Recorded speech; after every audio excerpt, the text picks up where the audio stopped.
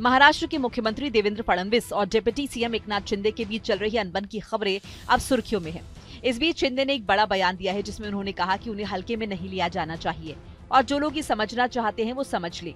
Media reports के मुताबिक महाराष्ट्र में एनडीए सरकार बनने के बाद से शिंदे और फडणवीस के बीच कई बार टकराव की खबरें आई हैं। शिंदे को कई बार अपने अहम कार्यक्रम छोड़कर अपने पैतृक गाँव भी लौटते देखा गया, जिसके बाद सवाल उठने लगे। इसके अलावा बीएमसी सरकार ने शिंदे के 1400 करोड़ रुपए के टेंडर को खारिज कर दिया, जिससे शिंदे को एक और झटका लगा था। इन घटनाओं के बीच शिंदे ने हाल ही में एक बयान दिया था कि उन्हें हल्के में नहीं लिया जाना चाहिए। शिंदे ने शुक्रवार को मीडिया से बातचीत में कहा कि मैंने पहले ही कहा था, मुझे हल्के में मत लो। मैं कार्यकर्ता हूं, लेकिन बाला साहब ठाकरे और दीगे साहब का कार्यकर्ता हूं। मुझे इस नजरिए से देखा जाना चाहिए। जब मुझे हल्के में लिया गया तो 2022 में मैंने सरकार पलट दी और आम लोगों की सरकार आई। डबल इंजन सरकार ने 232 सीटें जीती, इसीलिए मुझे हल्के में मत लो। ये एक इशारा है, जिसे समझने वाला समझ ले। इस बीच हाल ही में दिल्ली में कार्यक्रम के दौरान शरद पवार द्वारा शिंदे को दिए गए पुरस्कार को लेकर विपक्ष ने आलोचना की थी। इस पर शिंदे ने कहा, मैं अपना काम करता रहूंगा। पवार साहब ने मुझे पुरस्कार दिया है और इस पर कुछ लोग जलने लगे। कितना जलोगे, एक दिन तो सब जलकर खत्म हो जाएंगे।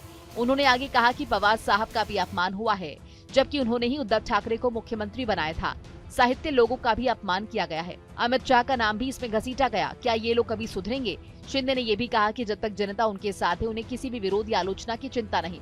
इस बीच शिवसेना उद्धव बाला साहब ठाकरे के नेता संजय राउत ने महाराष्ट्र के उप मुख्यमंत्री एकनाथ शिंदे को सम्मानित करने के बाद शरद पवार की आलोचनाओं का जवाब दिया। उन्होंने शरद पवार की तारीफ करते हुए उन्हें मराठा सेनापति महाजी शिंदे के समान बताया। उन्होंने 18वीं शताब्दी में दिल्ली पर विजय प्राप्त की थी। राज्यसभा सदस्य संजय राउत ने पवार के साथ एक पुस्तक विमोचन कार्यक्रम में मंच साझा करते हुए उन्हें एक ऐसे नेता के रूप में प्रस्तुत किया जिन्हें महाराष्ट्र दिल्ली में देखना चाहता है। राउत ने शरद पवार को महाराष्ट्र के लिए एक प्रेरणा स्रोत और मार्गदर्शक बताया। शिवसेना यूपीटी ने पवार द्वारा एकनाथ शिंदे को पुणे में महाजी शिंदे पुरस्कार से सम्मानित करने की आलोचना की थी।